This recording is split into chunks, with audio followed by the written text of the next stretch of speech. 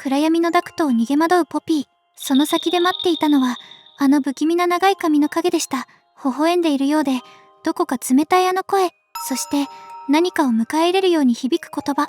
今回は12月6日に公開されたチャプター5のシネマティックトレーラーウェルカムホームをもとに、そこに隠された帰還の意味、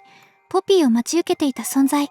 そして新たに映った異形の実験体たちについて深く掘り下げていきます。この短い映像の中には、チャプター5を読み解くための重大な手がかりが4つあります。謎の新キャラ、リリー・ラブブレイズ、ポピーの安否、そして発売時期、ポピーがたどり着いた先に待つ、お帰りなさい、とは一体何を意味するのか。今回の動画では、その恐ろしい真相に迫っていきます。モブと同じく、ホラムビの動画も不定期に投稿しています。最新情報や面白い考察を見逃さないために、ぜひチャンネル登録をよろしくお願いします。お帰りなさい。まず、今回の動画について解説していきます。タイトルのウェルカムホームは、日本語でお帰りなさいという意味になります。では、この言葉は一体誰に向けられたものなのでしょうか。動画の中には、チャプター4で登場したセリフが断片的な形で差し込まれています。その一つである、It's time to come home は、家に帰る時間だよという意味です。これは、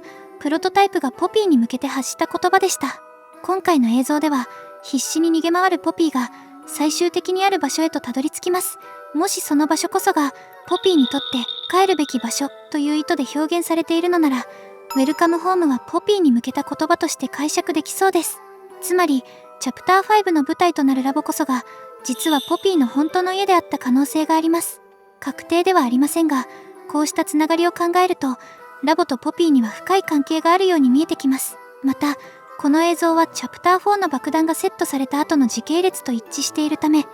あの後のポピーの動向も確認できます。棚排気ダクトから逃げたポピーは、プロトタイプの足や謎のキャラクターを回避しながら走り回りますが、その途中でダクトから落下してしまいます。その直後、長い髪のキャラクターが現れ、私たち、これからすっごく、とんでもなく楽しいことをするのよ、クスクス、という不気味なセリフを残し、動画は終わります。まとめると、およそ1分弱の映像ながら、チャプター4でポピーが逃げた後の出来事に加えて、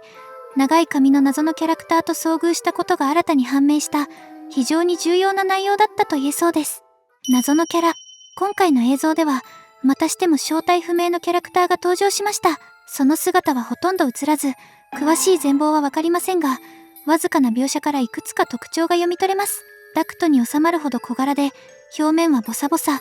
あるいはトゲトゲしい質感を持っているように見えます。さらに、頭部の形状も独特で、通常のぬいぐるみや人型とは明らかに違うシルエットをしています。映像では、このキャラがダクト内を逃げ回るポピーを威嚇し、逃げ道を塞いで追い詰める様子が描かれていました。動きや行動を見る限り、かなり攻撃的、もしくは縄張り意識の強い存在である可能性も感じられます。ここで思い出されるのが、以前ショート動画に登場した実験体1202の存在です。1202もまた小柄なシルエットといった特徴を持ち、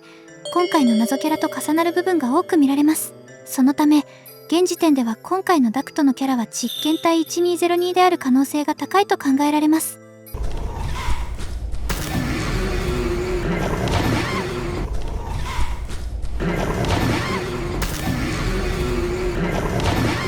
さらに、1202がショート動画で感電していた描写と今回の登場タイミングをつなげてみると、ダクトでポピーを追い詰めた後、何らかの理由でラボ内部に移動し、そこで感電に至った。そのような時系列も一応成立します。もちろん確定ではありませんが、映像のつながりを考えれば、こうした流れも自然な仮説として見えてきます。長い髪のキャラ、動画の最後に登場し、ポピーの行く手を塞ぐ長い髪のキャラ、声や体格から女性的な存在であること、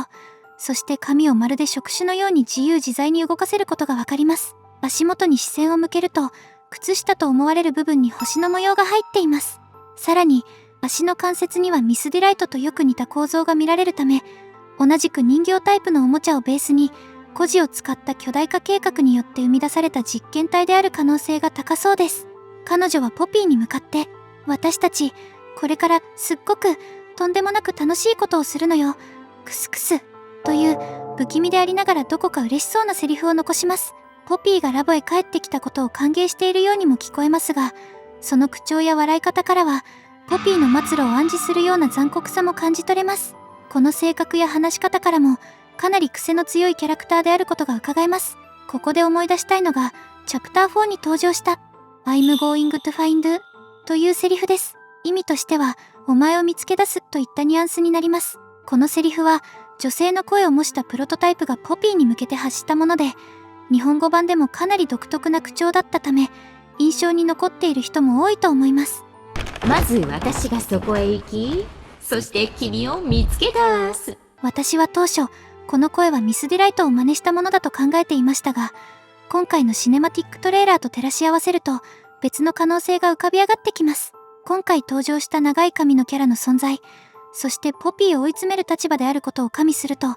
このセリフの声の主は彼女自身だったのではないかという見方もできます。では、このキャラの正体は誰なのか、実はある程度候補が絞られています。長い髪、それも紫系統の色合いであること、人型であり、髪を束ねた先端を武器のように扱えること、これらの特徴からある名前が浮かび上がります。それは K-POP ガールズ、デーモンハンターズのルミです。というのはもちろん冗談で、本命はリリー・ラブブレイズです。この名前はいわゆる実質合法公式リークともいえる商標登録の出願情報に登場しており、以前からチャプター5の新キャラ候補として注目されてきました。さらに、ハロウィンイラストでは人間のコスプレをしたリリーと思われるキャラが描かれており、その三つ編みの髪型やシルエットから正体はリリー・ラブブレイズではないかと考えていました。今回の長い髪のキャラも、このハロウィンイラストでの特徴と共通点が多く見られます。2色の髪を束ねている点、髪の動きの印象、全体のバランスなど、見比べるほどに一致点が増えていきます。このイラストを手掛けたアンバー氏も、この絵にはチャプター5の秘密がある、と発言しており、制作陣側からも重要キャラであることがほのめかされています。こうした要素を総合すると、今回ポピーの前に立ちふさがった長い髪のキャラは、限りなくリリー・ラブブレイズ本人である可能性が高いと考えられます。加えて、ポピープレイタイムとのコラボアパレルでは、リリーのイラストが大きくプリントされた服が実際に発売されており、その説明文にはチャプター5で登場するキャラクターであることが明記されています。つまり、グッズ展開の面からも、リリーがチャプター5に参戦することはほぼ確定と言えます。ちなみに、このコラボ服は11日までの限定販売のようです。欲しい方は本当にお早めに。私はしっかり購入させていただきました。限定という言葉には本当に弱いんです。ここまでの情報を踏まえると、今回のシネマティックトレーラーでついに、リリー・ラブブレイズの実際の姿が、ほんの一部とはいえ映し出された、という見方ができます。次のパートでは、さらにそのデザインや星のモチーフなどを深掘りして、リリーというキャラクターの背景に迫っていきたいと思います。いいえ、リリーはサソリ座の女。長い髪を束ね、その先端をポピーに向けるような動き。まるで攻撃の姿勢をとっているかのようで、どこかサソリの尻尾を思わせます。実際、コラボ服のイラストでもデフォルメされていますが、髪の先端の形がサソリのシルエットに近い印象を受けます。さらに、彼女の靴下に描かれた星のマーク。星は、キッキンチキンやボクシーブーの箱、韓国チームのモチーフなどにも使われている、プレイタイム社では比較的ありふれたデザインです。しかし、動画内でリリーの足元が強調される場面があったことを踏まえると、単なる飾りとは考えづらい部分があります。つまり、この星のデザインには明確な意図がある可能性が出てきます。ここで、先ほど触れたコラボ服をもう一度見てみましょう。このグローとは、暗闇で光る蓄光発光のことです。夜に光る子供のパジャマのように、蓄えた光で模様が浮かび上がる仕組みになっており、光らせてみると、星のマークがあの星型アイテムに変化しているのがわかります。これは偶然ではないでしょう。考えられるのは、あの星型アイテムがキラキラ星をモチーフにしているという点です。靴下の星のデザインも単なる装飾ではなく、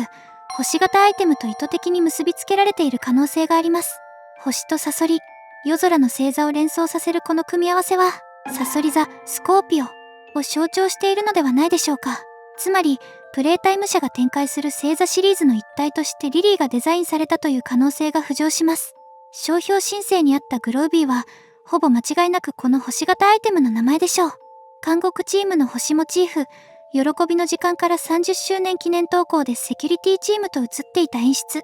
さらに、監視員たちが孤児を寝かしつけるために使用したオーディオ機器。これらはすべて、キラキラ星を流す目的で作られたスピーカーだった可能性が見えてきます。また、コラボ服に描かれた別のクリーチャーのシルエットにも注目です。顔の形状が実験体1202の影と非常によく似ており、頬の突起に見えた部分も実は横に広がった口ではないかと読み解くことができます。この服がシネマティックトレーラー公開後に合わせて発表されたことを考えると、1202との関連性が示唆されていても不思議ではありません。ここまでをまとめると、ダクトで登場したキャラは影で描かれた実験体1202の可能性が高い。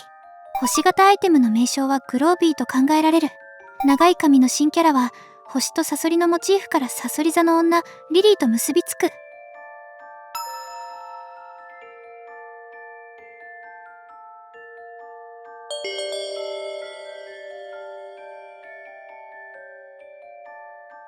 ポピーはどうなった？動画を見る限りではポピーがリリーに捕まったことはほぼ間違いありません。ではその後ポピーはどうなってしまったのか。この点については追加で示唆となる情報があります。実はこのシネマティックトレーラーには2種類のサムネイルが存在します。一つは不安そうな顔をしたポピーの姿、そしてもう一つはポピープレイタイム人形の頭部だけが映ったサムネです。その頭部の背後にはリリーの髪と思われる束とポピージェルが確認できます。さらにティザートレーラーでもポピーの看板が燃やされる不吉なシーンがありました。これらを踏まえるとこの頭部が捕まった後のポピーである可能性はかなり高いと考えられます。これまで私はチャプター5のイメージアートに描かれたプロトタイプが握る頭部について、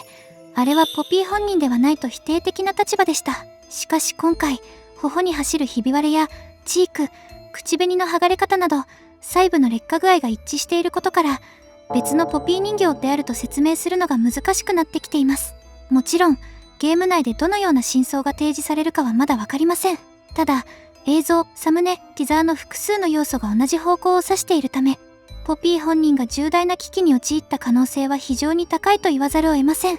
チャプター5で再びポピーに会える確率は現状ではかなり低いように思えます。もしそうであれば今回のシネマティックトレーラーで姿を見せたポピーが物語上の最後の姿である可能性すら出てきます。もちろん制作側がどのようなサプライズを仕込んでいるかは不明なので完全な断定は避けますが、現時点の情報だけで判断するならポピーの運命はかなり厳しいものになりそうです。発売時期は？では肝心のチャプター5はいつ発売されるのか。この点については案外近い可能性があります。ここではチャプター4の前例を振り返ることである程度の目安を探ってみます。というのもモブはチャプターごとに近い広報サイクルを取りがちなため比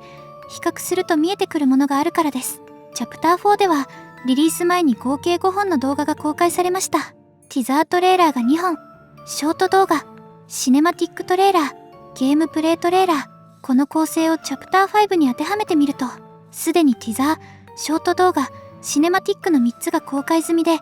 残すはゲームプレイトレーラーのみという状況になります。チャプター4では、シネマティックトレーラー公開から約1ヶ月後にゲームプレイトレーラーが公開され、その中で看板キャラであるドーイが初登場しました。さらにその4日後、本編がリリースされています。これを今回に置き換えると、2025年12月6日にシネマティックトレーラーが公開されているため、仮にチャプター4と似たスケジュールを踏むなら、年末年始を差し引いても、2026年1月10日前後にゲームプレイトレーラーが来る計算になります。そして、その数日後にチャプター5本編がリリースされるという流れもあり得ます。もちろん、これはあくまで前例をもとにした推測であり、必ずしも同じ感覚になるとは限りません。ただ、チャプター4に近い広報ペースで進んでいる点を見ると、チャプター5の発売がかなり近づいている可能性は高そうです。待ち望んできたチャプター5がいよいよ目前まで迫っているかもしれません。非常に楽しみです。あいつ、最後になりましたが、今回の動画ではついに、